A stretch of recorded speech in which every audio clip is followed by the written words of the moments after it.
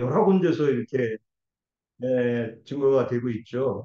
우선 뭐 그 성전에 이렇게 그 주님의 에, 임재 보좌를 이렇게 증거하고 말씀하고 있는데 이 묘사는 뭐 계시록 1장 13절 17절에도 그 요한이 불러 올려서 어떤 하나님의 그 임재에 대한 기상을 이렇게 보게 하고 있습니다. 이것은 우리가 다 알듯이 어떤 주님의 어떤 그 임재성에 에, 이게 보여주는 것이라 보고 또 이것은 그 욥기에서도 그 어떤 그 그룹들을 데리고 이렇게 임재하에서 사단을 불러서도 이렇게 그 땅에서 일어나는 일들을 이렇게 그 주관하는 그런 그 우주 운영에 대한 이런 모양들을 이렇게 결과하고 있습니다. 그래서 우리가 이런 말씀들을 보면서 하나님의 이 통치의 어떤 어, 사령관으로서 통치의 개념을 가지고 이렇게 운영하시는 이런 그 체계를 우리가 이해할 수 있다 봅니다. 네. 네, 또 다른 문제장님 질문해 주시죠.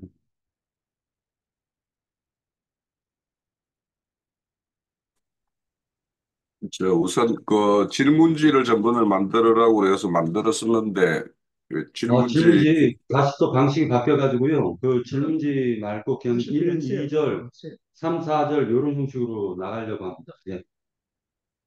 그 미리 공지를 주든지 그렇게 네. 하든지.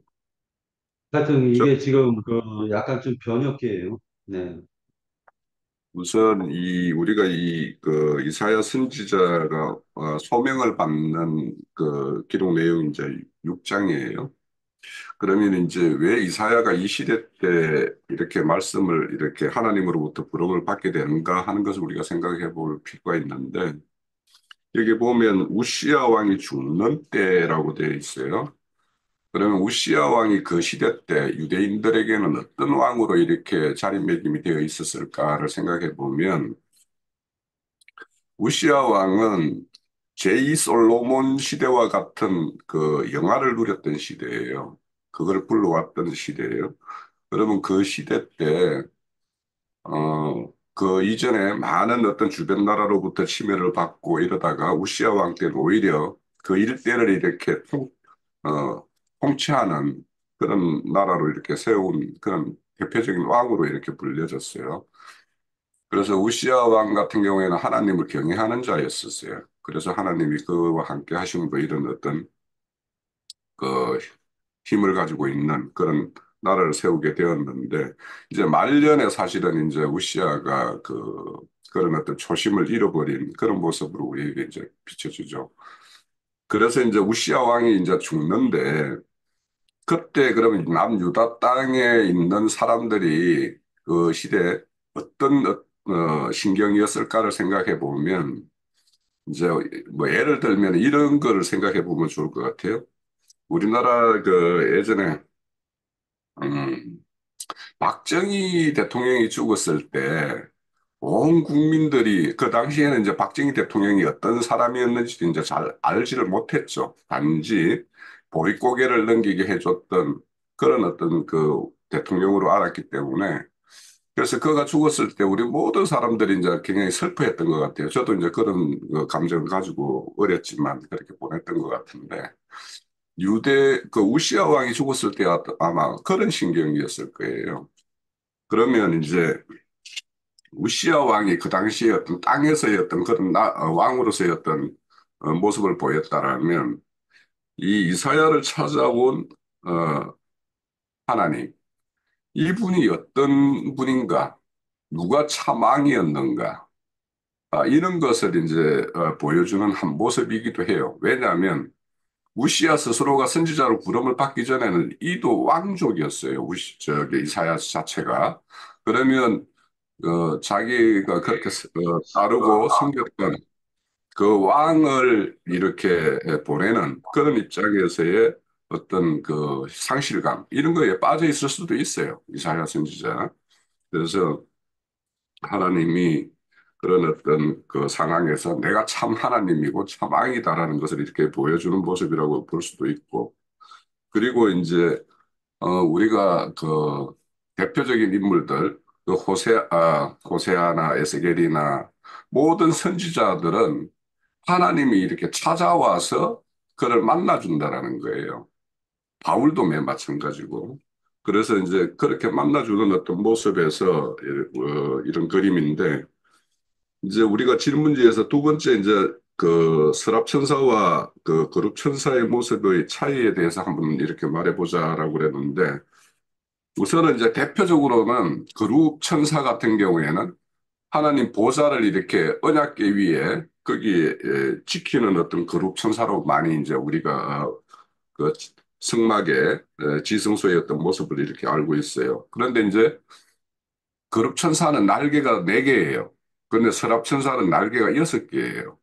그러면 이 날개가 왜 이런 차이가 있을까를 저는 한번 생각을 해봤어요. 이거를 저는 그냥 어, 분명한 어떤 계시로 받은 게 아니고 어떤 것이 이게 날개 두 개의 어떤 차이가 있을까를 이제 이렇게 생각을 해봤는데, 우선 그룹 천사는 그냥 지음을 받은 존재이고 스랍 천사는 지음에 받는 가정이 있는 천사예요. 그래서 우리가 알다시피 스랍 천사는 육의 몸을 연약한 우리와 같은 육의 몸을 입고 그가 온전케 되는 가정을 겪었던, 그래서 우리가 스랍 천사, 지천사 뭐 이렇게 알고 있죠. 그래서 이 날개 두 개를 뭐라고 봐야 될까 이런 걸 생각할 때 저는 이제 핏부림을 받은 영과 어, 핏부림을 받은 양심과 온전케 된 혼의 어떤 모습이 이런 날개로 이렇게 나타난 것이 아닌가. 그래서 이제 거룩천사는 다리를 이렇게 가리고 두 날개는 이렇게 나는 모습인데, 이제 서랍천사 같은 경우는 다리도 가리고 얼굴도 가리고 두 날개는 이제 나는 어떤 그런 걸로 이렇게 묘사가 돼요. 그러면 왜 서랍천사는 얼굴을 가렸을까? 이런 거를 우리가 생각을 해보면, 아, 거룩천사는 그냥 그대로 지어지고 그 역할만 하는 어떤 그런 천사라면, 이 영과 혼이 온전케 됨으로 인해서 자신의 어떤 실상과 거룩하신 하나님의 어떤 실상을 온전히 이렇게 딱 자신의 정체성을 하나님 앞에서 발견된 자, 이런 자들이 서랍천사고, 그래서 하나님의 어떤 부름을 받아서 하는 일을 하더라도 자기가 자기 일을 하는 것이 아니라 하나님께서 하게 하심으로 인해서 하게 된 어떤 그런 겸양의 어떤 모습을 갖추고 있는 그런 모습이 이 서랍천사가 이렇게 보여주는 모습이 아닌가 이렇게 생각을 저는 하고 있습니다. 네. 그래서 날개 두 개가 더해진 거에 대해서는 우리 형제 자매님들이 좀 여러 가지로 한번 이렇게 묵상을 가져보면 어, 뭔가 좋은 어떤 답을 얻을 수 있지 않을까 싶어서 함께 이렇게 묵상을 가져보는 주제로 삼았으면 좋겠어요. 네, 저는 여기까지요. 네, 이사야서 구약 성경에서 보면은 그룹천사만 나오는데 지금 수락천사는 이사야서 6장 2절에 최초로 나오는 것입니다.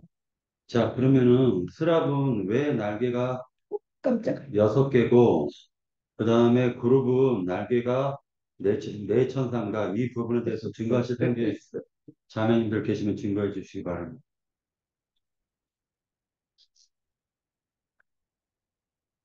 자, 없으면 3절로 넘어가도록 하겠습니다.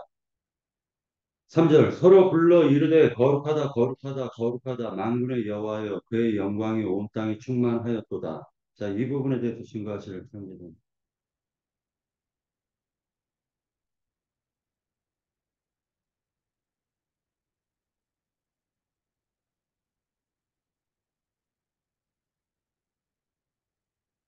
자, 그러면 4절 이같이 화답하는 자의 소리로 말미암아 문지방의 터가 요동하며 성전의 연기가 충만한지라 이 부분을 증거하실 형제자매님 계신가요?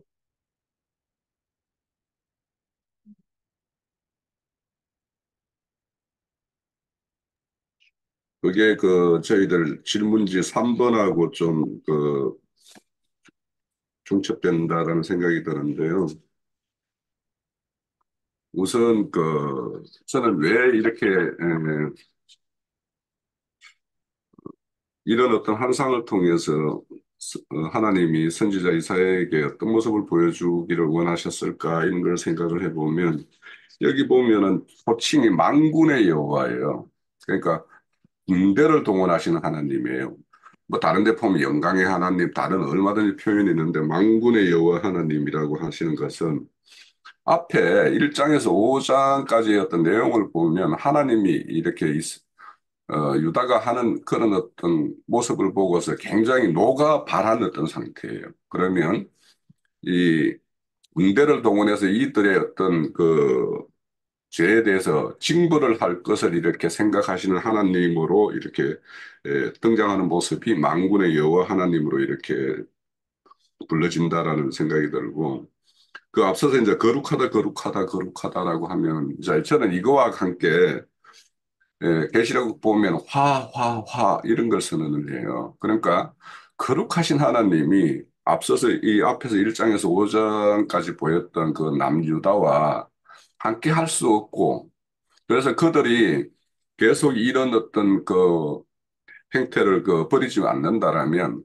하를 자초하는 것이 거룩한 하나님과 이렇게 딱 대조를 이루는 어떤 모습으로 보여서 그래서 이런 어떤 하나님의 모습을 보면서 그 거룩과 제약된 남유다를 대조시키고 이들에 의해서 그 사절에 보면 막 문지방에 터가 요동한다라는 것은 결국엔 하나님의 노가 이렇게 발하기 직전 이렇게 노가 막 이렇게 물주전자에서 막 끓어오르는 어떤 그런 그래서 뚜껑이 들썩들썩하는 그런 모습이 연상이 돼요. 그러니까 하나님의 어떤 그런 거룩하신 하나님이 제약된 이스라엘에 대한 어떤 화가 이렇게 에, 노가 이렇게 차 있는 이런 모습을 보여주는 것이 이 3절 4절의 어떤 대조되는 모습이 아닌가 이런 생각을 하면서 말씀을 봤어요.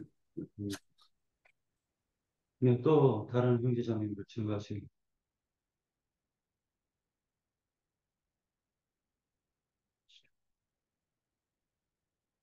자, 없으면 5절로 들어가겠습니다. 그때 내가 말하되 바로다 나여 망하게 되었도다. 나는 입술이 부정한 사람이요 나는 입술이 부정한 백성 중에 거주하면서 만군의 여호와이신 왕을 배웠음이로다 하였더라. 자, 증거해 주시기 바랍니다. 예, 예, 우리 사회에 맡으신 박영진님이 이제 증거라는 표현을 사용하시는데, 이제 좀 부담스러운 우리 말도 될 수도 있는데, 우리 지체님들은 이제 뭐 거기에 대해서 증거라기보다도 뭐 의문나는 점, 궁금한 것도 서로 좀 나눠보시고, 질문 같은 것도 좀 내놓으시고, 그래서 돌아가면서 이렇게 조금이라도 한마디씩이라도 이렇게 같이 이렇게 주고받았으면 좋겠어요. 예, 뭐 처음부터 모든 걸 다 잘하고 다 할 수만 있으면 좋겠지만은 그게 못하는 게 우리의 그 신앙 여정에는 다 어떤 과정들이 있기 때문에 부담 갖지 말고 서로 이렇게 나누는 그런 저희가 됐으면 좋겠습니다.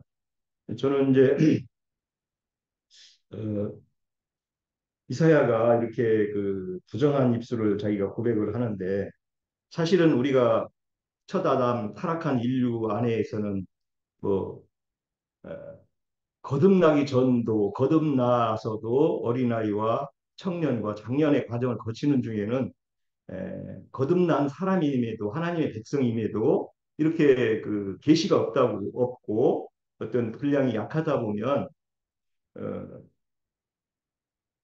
첫사람 아담 정신에서 떠나지 못한 상태가 항상 있는 거죠. 그러다 보니까 하나님의 진리의 말씀을 증거하지 못하는 그 자기 입술이 얼마나 그 부정하겠어요. 그래서 성경에서는 뭐 레위기에서도 전에 우리 형제님을 통해서 공부할 때도 부정하게 된 자들을 여러 가지로 증거를 해주셔서 우리가 많이 이해하실 것 같은데 그래서 그 부정한 입술을 정결하게 되기 위해서는 어떤 그 과정이 있어야 된다는 거죠. 계시가 있어야 되고 그러면 계시가 없는 자들은 또 계시를 받은 사람으로 인해서 받아서 그 말씀을 듣고 소화해서 그 부정함이 치유가 돼야 되겠죠. 예수님은 오셔가지고 그래서 귀 먹고 벙어리 된 자들 뭐 이런 사람들을 고치는 게 그 사복음서의 주된 내용들이잖아요. 치유의 그 역사를 보면은 그것이 뭐 기독교인들은 그걸 그냥 어떤 물질적인 치료로 이렇게 이해를 많이 하더라고요. 보면은. 근데 사실은 영적인 치료, 하늘의 영적인 것에 대한 이해가 없다 보니까 전부 증거하는 게 전부 거짓말이 되는 거예요. 그러면 거짓말이 여기서 그 성경에서는 주로 성경을 잘못 증거할 때 거짓말을 염두에 두고 하는 말이에요. 성경에서는. 부정한 자가 왜 부정하겠어요? 거짓말을 그냥 자기도 모르게 그 성경을 문자대로 아는 걸 가지고 증인이 되고 또 사역자가 되고 하다 보니까 뭐 우리가 전에도 했지만 그 거룩한 성에는 이런 부정한 자들이 들어갈 수가 없는 이유가 바로 그런 거죠. 그래서 여기서 이사야를 통해서 이렇게 그 부정한 입술에 치유되는 이런 과정을 하나님께서 이상으로 이렇게 보여주시는 것을 우리가 이렇게 이해할 수 있다고 봅니다. 예. 또 다른 말씀. 네. 다른 분 설명 더 해주세요. 증거라고 안 하고 이제 설명이라고 예, 얘기해요. 설명도 하고. 네. 아니면 질문 답변 상관.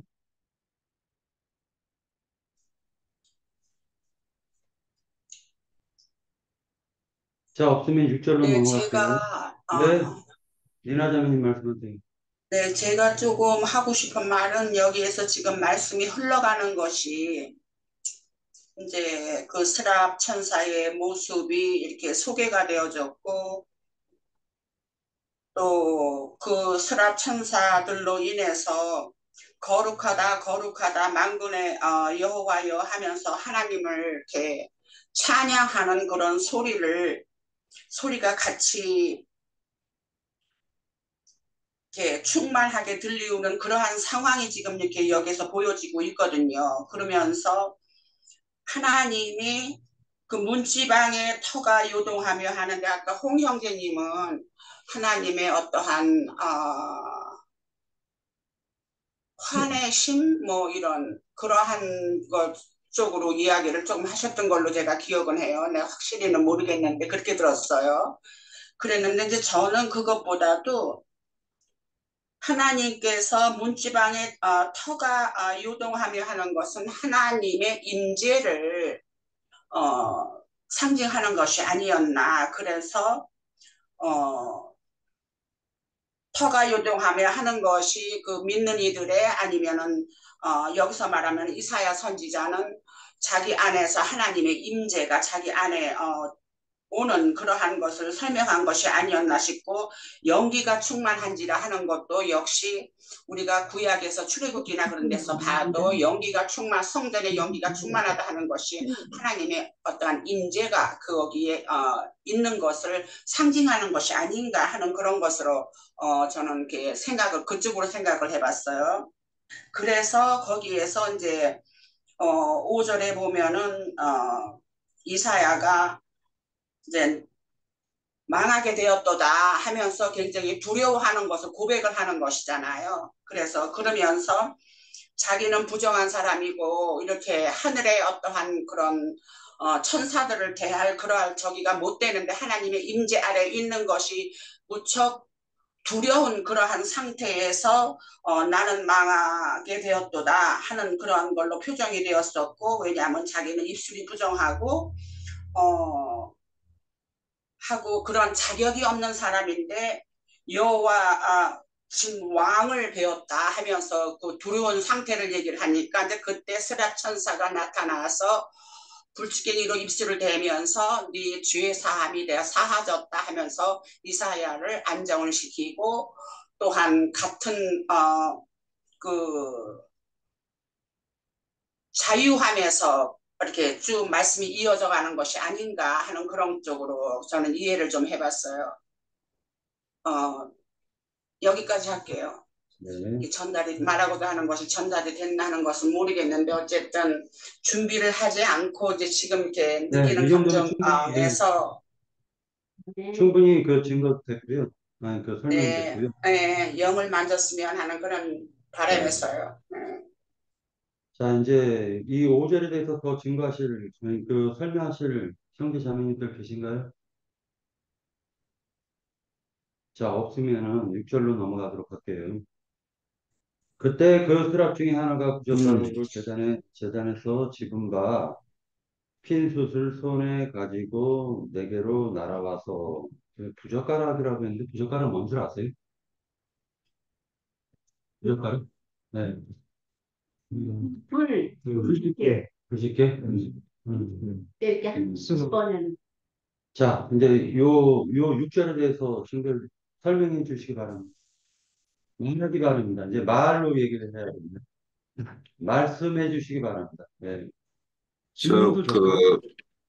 제가 좀 말씀을 드릴게요. 우선은 이제 당연히 그 앞에 이렇게 우시아가 그 하나님의 환상을 본 거는 임재죠. 하나님이 자기를 찾아오신 모습인데 그 모습이 어떤 모습을 보여주는가를 이제 저는 이제 말씀을 드렸던 것이고 여기에서 이제 보면 그 하나님이 이제 거룩하신 하나님 앞에 서게 되면 우리 피조된 인간들은 다 이 자기 어떤 부정 이런 것이 드러나겠죠. 그러니까 우리가 죄인이라고 하는 것은 하나님의 어떤 거룩함에 대조돼서 나타나는 그 반응이기 때문에 하나님의 어떤 거룩함을 보지 못한 사람이 자기가 죄인입니다라고 할 수 있을까라는 생각을 해볼 수 있어요. 그래서 이런 그 이사야 선지자도 물론 이제 이사야 선지자도 이제 그 모세가 이제 하나님을 배웠을 때도 네가 나를 보면은 죽기 때문에 이렇게 구름으로 이렇게 가리는 어떤 그런 하나님의 모습에 이런 것들을 알고 있기 때문에 이제 죽게 되었다라는 어떤 그런 모습도 있을 것이지만 이제 그 거룩하신 하나님의 어떤 모습과 자기의 어떤 대조되는 모습, 그래서 이런 것들을 이렇게 발견했을 때, 아, 내가 죄인이로소이다 하고 자기의 어떤 죄를 이렇게 토설할 수 있다라고 생각이 들어요. 근데 문제는 이렇게 죄를 토설했을 때 우리가 이제 회개한다고 그러죠. 이 회개한다고 해서 그것이 참 회개가 아니면 하나님께서 그게 받아들여지고 또 그것이 죄 사함으로 연결되는가? 그러니까 우리가 회개하고 그것이 하나님으로부터 어떤 죄 사함까지 이렇게 이루어지는가 하는 문제가 굉장히 중요하죠. 그러니까 우리가 참 회개가 뭐냐, 거짓 회개가 뭐냐 이런 말을 하잖아요. 그럼 참 회개라는 것은 이렇게 이래 서랍천사가 숯불을 대어서 입을 찢음으로 인해서 자기 어떤 부정이 떠나게 해 주셨다라는 이 사실이 있어야지 사실은 그 사람의 어떤 온전한 회개가 이루어지고 죄가 이제 사해지는 것이 되겠죠. 그래서 우리가 5절에서부터 7절까지는 이렇게 연결시켜서 봐야 될 것 같은데 그래서 우리가 이제 거룩하신 하나님의 어떤 모습들을 우리는 어디에서 발견을 해야 되는가? 우리는 이런 모습을 이렇게 받는가? 그러니까 우리가 이 욥기에 보면 내가 듣기만 하다가 이제 내가 본다라고 하듯이 우리가 하나님의 영광을 우리는 어디에서 우리 교회의 모습에서 그래서 내가 첫 번째 질문지에서 우리 교회에서 거기에는 교회가 하나님의 임재 처소인데 우리 교회에서 이 이사야 선지자가 본 이런 환상과 뭐 그의 어떤 준하는 그런 어떤 영광된 하나님의 어떤 모습을 보는가 하는 것이 이제 저는 굉장히 중요하다고 생각이 들어요. 그래서 저는 이제 이 말씀을 처음에 열 때 이제 같이 한번 말씀을 한번 찾아보기로 생각했던 게 있는데요. 우리 에레미야 23장 23절, 24절 한 번만 찾아보시죠. 구약 성경 1087면입니다.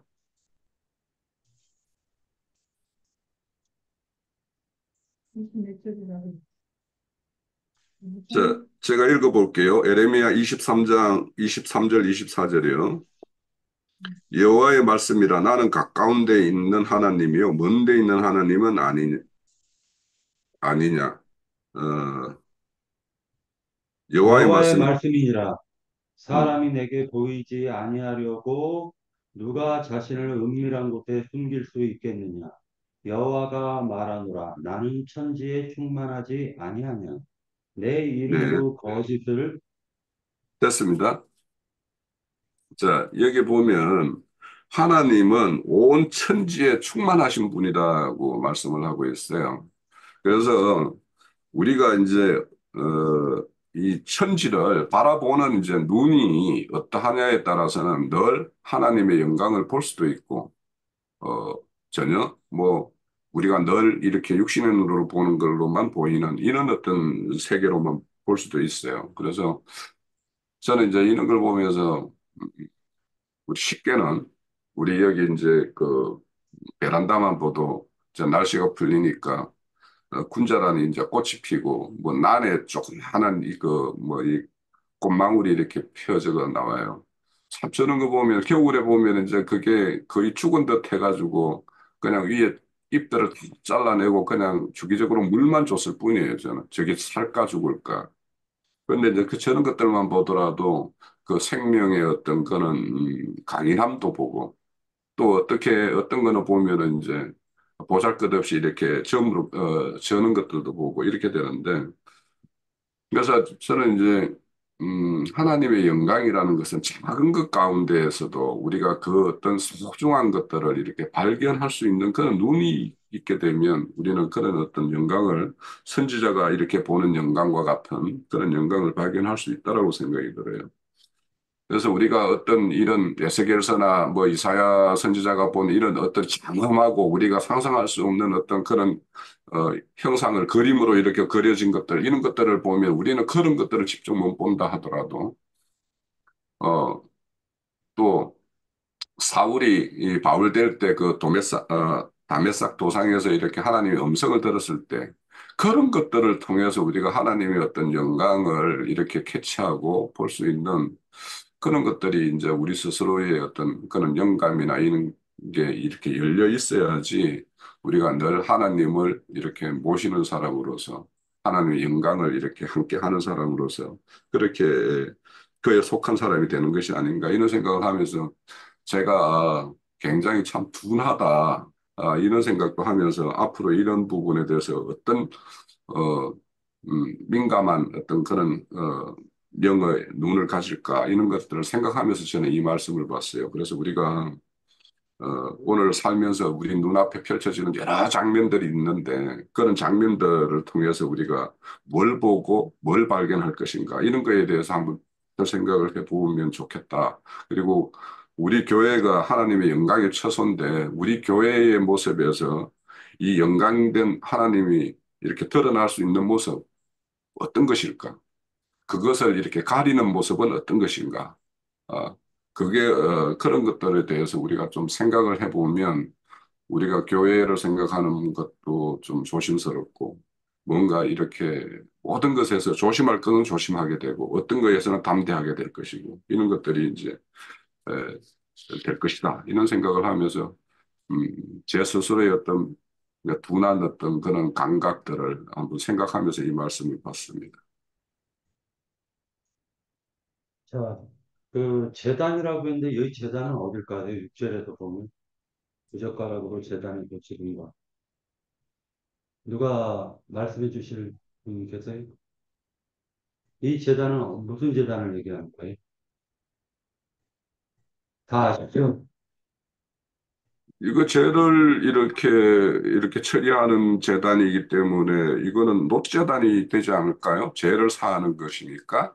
그러니까 우리가 단이라면 재단이라면 그게 성소 앞에 지성소 앞에 있는 그 분향단이 있고 이 마당에 있는 노재단이 있는데 여기에서는 죄를 사하여졌다라고 하는 어떤 죄를 사하는 것이니까 분향단에서 하나님께 이렇게 고하여 올리는 어떤 기도의 어떤 재단 이런 거는 아닐 것 같다라는 생각이 드네요. 그 노재단은 번제단을 얘기하는 거예요? 예, 당연하죠. 노재단이 네, 번재단이. 네, 번제단에 있는 거. 원래 그 부젓가락으로 번제단에 있는 것을 갖다가 그 숯을 갖다가 빼가지고 원래는 그 향로에 담기도 하고, 그러니까 그 향로에 담기도 하죠. 그리고 그 분향단에다가도 옮기기도 하잖아요. 자, 한번 그것도 한번 질문을 들어봤습니다. 자, 그러면 수출을 손에 가지고 내게로 날아와서, 자, 그것을 내 입술에 대며라고 되어져 있는데, 원래 원칙적으로는 이거, 부젓가락으로, 통 안에다 담아서 분향단에다가도 넣고, 그렇게 하는 거잖아요, 원래. 그죠? 원래 제사법이 그렇잖아요. 자, 그런데 그 수치를 입술에다 댔다. 이것이 네 입에 닿았으니 네 악이 제하여졌고 네 죄가 사하여졌느니라 했는데 실제로 이런 간증을 어떤 사람이 이 7절에 대해서 당신은 죄가 사해졌습니까? 당신은 악이 제거가 됐습니까? 라고 물어본다면은 이게 어떻게 증거하실 거예요? 자, 이 7절에 대해서 이제 자연스럽게 넘어가도록 하겠습니다.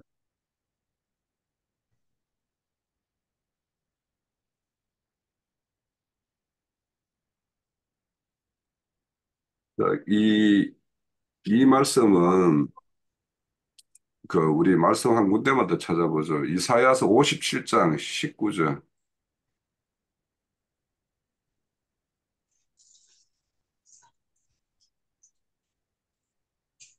자, 거기 보면 입술의 열매를 창조하는 자 여호와가 말하노라. 먼데 있는 자에게든 가까운 데 있는 자에게든 평강이 있을지어다. 있을지어다. 내가 그를 고치리라 하셨느니라. 이렇게 말씀이 나와요.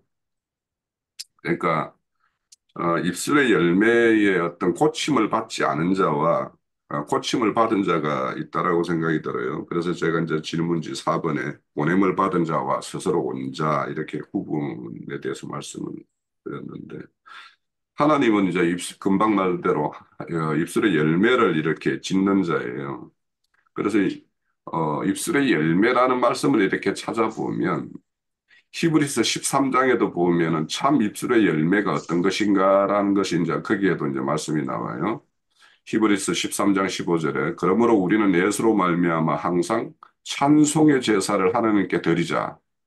이는 그 이름을 정언하는 입술의 열매다. 이렇게 말씀해요. 그러니까 우리가 찬송의 제사는 우리가 아침에 우리가 그 목소리를 모아서 이렇게 찬송을 한 어떤 그런 찬송도 있겠지만 하나님이 기뻐 받으시는 찬송은 그 이름을 정언하는 입술이라고 이렇게 말을 해요. 그래서 우리가 하나님의 어떤 참 제사, 그러니까 여기에 숯불로 이렇게 지져졌다라는 거는 이제 에, 온전히 이제 새로운 제사함을 받은 자의 어떤 상징이라고도 할 수 있고 또 입술의 열매가 완전히 바뀌어서 이제 하나님 이제 우리가 세상의 어떤 말을 가진 자였다가 하나님의 어떤 정언자의 어떤 입술을 가지는 것의 어떤 표상이고 또 여기에 이제 이어지는 이 6장 전체가 이사야 선지자가 어떤 소명을 받고 선지자로서 부름을 받는 것이기 때문에 이렇게 하나님에 의해서 이렇게 보냄을 받은 자는 이렇게 입술이 찢어져서 이제 자기 입이 아닌 어, 하나님의 입이 되는 어떤 그런 것을 이제 상징하는 것인데 자, 그런 것들을 우리가 과거에 우리 형제들은 그런 경험이 있는가 모르겠는데 저는 어떤 말을 하고 굉장히 후회한 적도 있고, 어떤 말은 이런 자리에서요. 말을 할 때, 어떨 때에는, 이 말은 내가 생각지도 않은 말을 이렇게 생각나게 해가지고 이렇게 했다라는 어떤 그런 생각이 들 때가 있어요.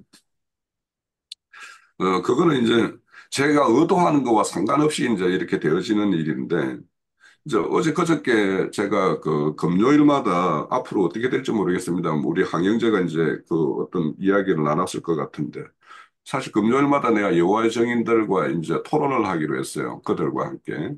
그래서 거기 첫날 우리가 지난 금요일 날 이제 우리 박영재가 뭐 주관하는 시간에 그런 시간을 가졌는데 거기에 이제 세 분하고 저하고 이제 너희서 이렇게 이야기를 나눴는데 그날 제가 취지는 뭐냐면 그들이 하는 이야기를 듣는 거였었어요.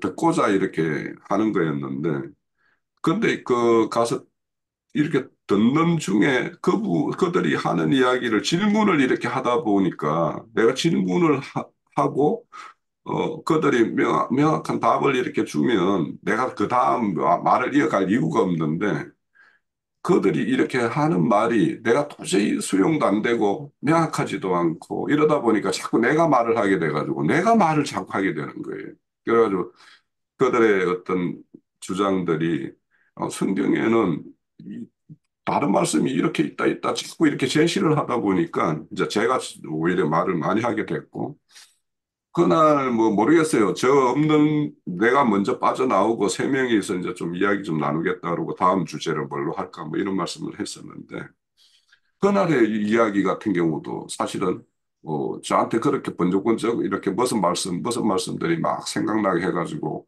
같이 보자 이렇게 했던 것 같아요. 그래서 이제 그거를 마치고 나서는 저 나름대로는 그분들이 좀 앞으로 생각할 여지가 생기지 않았을까 이런 생각을 하는데 모르겠습니다. 여튼 그래서 이 우리가 수풀에 찢어진 입술에서 나오는 말과 그렇지 않은 말은 뱉고 나면 음, 그 우리가 다 영감을 가지고 온 사람이기 때문에 그 순간순간 아마 느낌이 있을 거라고 생각이 들어요. 저는 느낌을 받아요. 그런 거. 그래서 우리가 가능하면은 이제 하나님이 어떤 말과 어떤 말을 하기를 원하는가 이런 것들을 살피면서 말을 하면 어, 이런 어떤 입술이 찢은 자의 어떤 열매, 입술의 열매가 나오지 않을까 그런 생각을 합니다. 예. 자, 그 1부 여기서 마치고요. 2부 한 좀 어느 정도 쉬었다가 2부 들어가도록 하겠습니다. 8절부터 들어갈게요.